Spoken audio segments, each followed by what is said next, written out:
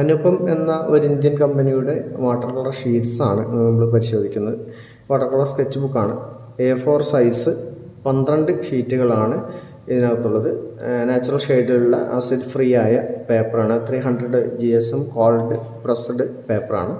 വളരെ സ്മൂത്താണ്, വലിയ ഗ്രെയിൻസ് ഒന്നുമില്ല, റഫ് നേച്ചർ അല്ല ഈ പേപ്പറിന്.